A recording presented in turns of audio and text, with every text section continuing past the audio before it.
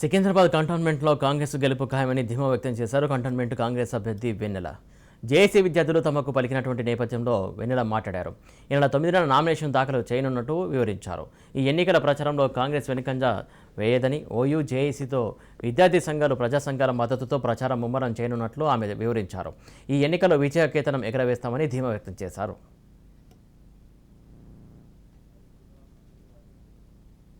విద్యార్థి సంఘాలుగా ఉస్మానియా యూనివర్సిటీలో సమావేశం ఏర్పాటు చేసుకుని ఈ రోజు ఉదయం అందరం కూడా నిర్ణయించుకొని ఇలా గద్దరన్న కూతుర్ని ఈ కంటోన్మెంట్ ప్రాంతంలో ఉన్నటువంటి దళిత బహుజన వామపక్ష మైనార్టీలు అందరూ కూడా ఈ ప్రాంతంలో ప్రజలందరినీ కూడగట్టి ఇలా అత్యధిక మెజార్టీతో గెలిపించుకోవడానికి కోసం ఇలా ఉస్మానియా యూనివర్సిటీ విద్యార్థి చేసి ఈ రోజు నుంచి కష్టంగా ఈ ప్రాంతంలో పర్యటిస్తుంది, ప్రజలందరి దగ్గరికి పోతుంది.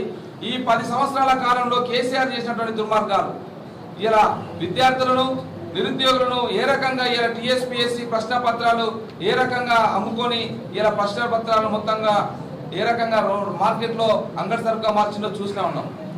ఇలా బడులన్నీ మూసివేస్తూ ఉన్నాడు. బడులు పెట్టండి, కొత్త యూనివర్సిటీ తెరవండి అంటే బారులు తెరుస్తూ ఉన్నాడు.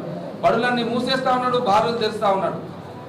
ఈ రకంగా తెలంగాణను మొత్తం కూడా నిలున అవినీతిమయమైనటువంటి తెలంగాణ చేసేసి ఈ తెలంగాణలో ఓ భూమాఫియాలు అందరూ ఇంతమందంగా ఇక్కడ కాంగ్రెస్ని గెలిపించుకుందామని ఈరోజు వచ్చి వాళ్ళు సపోర్ట్ చేస్తున్నారు. అట్లాగే ఎన్ని డిఫరెన్సెస్ ఉన్నా సరే అవన్నీ పక్కన పెట్టి కాంగ్రెస్ని గెలిపించుకోవాలి. అట్లాగే మా చెల్లె గద్దరన్న బిడ్డ వచ్చింది కాబట్టి బిడ్డను గెలిపించుకోవాలి, భారత రాజ్యాన్ని గెలిపించుకోవాలి.